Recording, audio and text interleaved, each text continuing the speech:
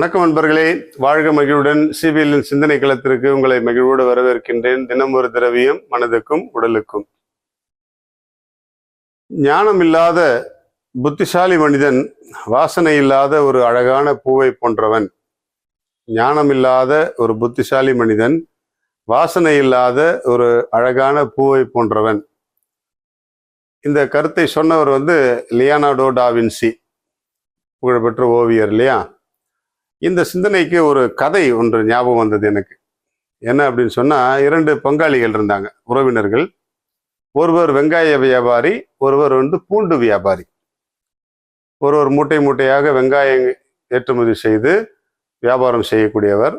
இன்னொருவர் மூட்டை மூட்டையாக பூண்டு அவற்றை வியாபாரம் செய்து வருமானத்தை ஈட்டக்கூடியவர். இருவருக்கும் ஒரு சின்ன போட்டி இருந்துகிட்டே இருக்கும். யார் நிறைய சம்பாதிக்கிறது, யார் நிறைய வியாபாரம் பண்றது அப்படிங்கிற மாதிரி. இந்த வெங்காய வியாபாரிக்கு ஒரு நாள் கப்பல்ல வெங்காய மூட்டைகள்லாம் ஏற்றுமதி செய்து வெளிநாட்டுக்கு அனுப்புறார். போற வழியில கப்பல் பழுதாகி நின்று விடுகிறது. அவர் அனுப்பிய கப்பல் பழுதாகி நின்ற இடம் ஒரு சிறிய தீவு. அந்த தீவில் கப்பல் நின்றவுடன் அந்த என்ன செய்வது என்று தெரியவில்லை. வெங்காயம்லாம் கொஞ்ச நாள் அழுகி போயிடும் இல்லையா? அந்த வெங்காயத்தெல்லாம் எப்படியாவது விற்பனை செய்தாக வேண்டும் அப்படின்னு சொல்லிட்டு ஒவ்வொரு மூட்டையா அந்த தீவுல இறக்கி வைக்கிறாங்க. அந்த தீவுக்கு ஒரு ராஜா, அவர் என்ன மூட்டையெல்லாம் இறங்குது அப்படின்னு சொல்லிட்டு அவர்களுடைய வீரர்கள்லாம் சொல்றத கேட்கிறாரு. அப்போ பாக்குறாரு, மூட்டை மூட்டையா வெங்காயம் வைக்கப்பட்டிருக்கு. இது என்ன அப்படின்னு சொல்லி கேட்கிறாரு. இதன் பெயர் வெங்காயம் அப்படின்னு சொல்றாங்க. அந்த தீவுல இதுவரைக்கும் யாரும் அந்த வெங்காயத்தை பார்த்ததே கிடையாது, சாப்பிட்டதே கிடையாது. உடனே இது என்ன செய்யலாம் அப்படின்னு சொல்லிட்டு கேட்குறாங்க. அப்போ இந்த வியாபாரி என்ன பண்றாரு, வெங்காய சாம்பார், வெங்காய சட்னி, வெங்காயத்துல என்னென்ன டிஷ்ஷஸ்லாம் செய்ய முடியுமோ எல்லாத்தையும் செஞ்சு கொடுக்குறாரு. சாப்பிட்ட உடனே அந்த ராஜாவுக்கும் அந்த தீவுல இருந்த மக்களுக்கும் பெரிய ஆனந்தம். இவ்வளவு சுவையான ஒரு உணவுப் பொருள் இருக்கா உலகத்துல அப்படி சொல்லிட்டு, ஓகே இது எல்லாத்தையும் நானே வாங்கிக்கிறேன் அப்படின்னு சொல்லிட்டு எல்லா மூட்டையும் இறக்க சொல்லிடுறாரு. இதற்கு பதிலாக உங்களுக்கு ஏதாவது கொடுக்கணும், நானு என்ன வேணும் அப்படின்னு சொல்லி கேட்கிறாரு. அப்ப அந்த வெங்காய வியாபாரி, உங்க நாட்டிலே விலை மதிக்க முடியாத, விலை மதிப்பு அதிகமான ஒரு பொருளை எனக்கு கொடுங்க, நான் எடுத்துக்கிறேன் அப்படின்னு சொல்றாரு. அவன் ராஜா உடனே என்ன பண்ணிட்டான், எத்தனை மூட்டை வெங்காயம் இருக்கோ அத்தனை மூட்டை தங்கம் கொடு அப்படின்னு சொல்லிட்டான். அந்த ஊர்ல தங்கம் தான் விலை ஜாஸ்தி. அதனால ஒரு வெங்காயத்துக்கு ஒரு தங்கம். அப்போ எத்தனை மூட்டை வெங்காயம் இருந்துச்சுன்னா அத்தனை மூட்டை தங்கத்தை கப்பலில் ஏற்றிட்டாங்க. கப்பலை சரி பண்ணி பழுது பார்த்து விட்டு ஒரு நாட்டுக்கு திரும்பி வரார். எல்லாத்தையும் முடிச்சுட்டு அவருடைய வண்டியில எல்லாத்தையும் ஏத்துறாரு. என்னன்னு பார்த்தா வெறும் தங்கமா இருக்குது மூட்டையில. இது அவருடைய பங்காளியான பூண்டு வியாபாரி பாக்குறாரு.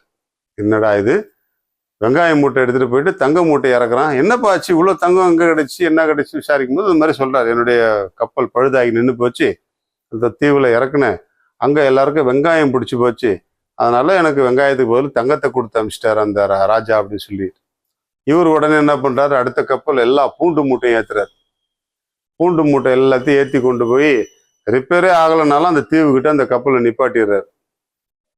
கப்பலை நிப்பாட்டி பூண்டு மூட்டையெல்லாம் இறக்கி பூண்டு வாங்கன்னு சொல்லி கூவுறாரு. என்னன்னு ராஜாவுக்கு தகவல் போகுது. என்னன்னு பார்த்தா பூண்டு. இது என்னப்பா இது அப்படின்னு கேட்குறாரு. அந்த தீவுல யாரும் பூண்டை பார்த்தது இல்லை, சாப்பிட்டது இல்லை. உடனே இவர் என்ன பண்றாரு, பூண்டு சட்னி, பூண்டினுடைய ரசம் இதெல்லாத்தையும் வச்சு பூண்டினுடைய மகத்துவத்தை பத்தி சொல்லி கொடுக்குறாரு. சாப்பிட்டு பார்த்துட்டு, ஓகே பூண்டு இவ்வளவு மருத்துவ குணம் உள்ளதா அப்படி சொல்லிட்டு எல்லா பூண்டு மூட்டையும் இறக்குப்பா அப்படி சொல்லி இறக்கி வாங்கி வச்சுக்கிறாங்க. அப்போ ராஜா கேட்கிறாரு, நீங்க எனக்கு நல்ல பொருள் கொடுத்துருக்குறீங்க, உங்களுக்கு நான் ஒரு நல்ல பரிசு தரணும், உங்களுக்கு என்ன வேணும்னு கேளுங்க அப்படின்னு சொல்லிட்டு. அப்போ அந்த பூண்டு வியாபாரி என்ன சொல்றாரு, உங்க நாட்டிலேயே விலை மதிப்பு அதிகமான ஒரு பொருளை எனக்கு கொடுங்க, நான் எடுத்துட்டு போறேன் அப்படின்னு சொல்லிட்டு. ராஜா உடனே ஆர்டர் போட்டார். எத்தனை பூண்டு மூட்டை இறங்குச்சோ அத்தனை வெங்காய மூட்டை ஏத்துறா வண்டியில அப்படின்ட்டார். ஏன்னா வெங்காயம் வர வரைக்கும் தங்கம் தான் அந்த தீவுல அதிகமான விலை மதிக்க முடியாத பொருளா இருந்தது. வெங்காயம் வந்த பிறகு தங்கத்தை விட வெங்காயத்துக்கு விலை அதிகமாக கிடைச்சிது அப்படின்றதுனால வெங்காயம் தான் விலை மதிப்புமிக்க பொருள் அப்படின்னு சொல்லிட்டு ஏற்றி அமிச்சிட்டார். இந்த பூண்டு வியாபாரியோட நிலைமையை நினைச்சு பாருங்களேன். இன்றைக்கு நம்முடைய அரசியல் அல்லது குடும்பம், தொழில் எல்லா சூழ்நிலையும் இந்த கதையோடு ஒப்பிட்டு பாருங்கள். அடுத்தவனுக்கு கிடைச்சது நமக்கும் கிடைக்கணும் அப்படிங்கிற ஆசையோடு போய் கடைசியில அதுவும் இல்லாம இதுவும் இல்லாம அல்லல் படக்கூடிய நிலையில தான் நம்முடைய வாழ்க்கை இருந்து கொண்டே இருக்கிறது. ஞானம் இல்லாத புத்திசாலி மனிதன் வாசனை இல்லாத ஒரு பூவை போன்றவன். அடுத்தவங்களுக்கு கிடைச்சிருச்சே, தனக்கும் கிடைக்கணும் அப்படிங்கிற ஒரு உத்வேகத்தோட போய் கடைசியில உள்ளதும் போச்சு நொல்லக்கண்ணா அப்படின்ற கதை தான். ஏன்னா வெங்காயத்தை விட பூண்டு விலை மதிப்பு மிக்கது இல்லையா? ஆனா ஒரு விலை மதிப்பு மிக்க பொருளை கொடுத்துட்டு விலை மதிப்பு குறைவான ஒரு பொருளை அந்த ஆள் எடுத்துட்டு வந்தது போல நம்முடைய வாழ்க்கையிலும் நிறைய ஆசைப்பட்டு நம்முடைய விலை மதிப்பு மிக்க பொருளையும் சிந்தனையும் செயலையும் சொல்லையும் நாம் விட்டுவிட்டு விலை மதிப்பு குறைவான பொருளை நாம் எடுத்து கொண்டு வந்து விடுகிறோம். இதிலிருந்து நாம் என்ன புரிந்து கொள்ள வேண்டும் என்றால், நாம் ஞானத்தோடு கொஞ்சம் செயல்பட வேண்டும். ஞானத்தோடு செயல்பட வேண்டும். எல்லாருமே நம்ம ஏதாவது ஒரு வகையில் ஏமாற்றிக்கொண்டே இருக்கிறார்கள். நாம் ஏமாறாமல் இருப்பது நம்முடைய கையில் தான் இருக்கிறது. வாழ்க மகிழ்வுடன். இன்றைக்கு அருகம்புல் இரத்த சர்க்கரை அளவை மட்டுப்படுத்தி கட்டுக்குள் வைக்கிறது. இரத்த சர்க்கரை அளவை அருகம்புல் மட்டுப்படுத்தி கட்டுக்குள் வைக்கிறது. எனவே சர்க்கரை நோயாளிகள் அருகம்புல் சாறை தைரியமாக எடுத்துக்கொள்ளலாம். உங்களுடைய சர்க்கரை நோய்க்கு ஒரு தீர்வாகவே அது அமையும். வாழ்க மகிழ்வுடன்.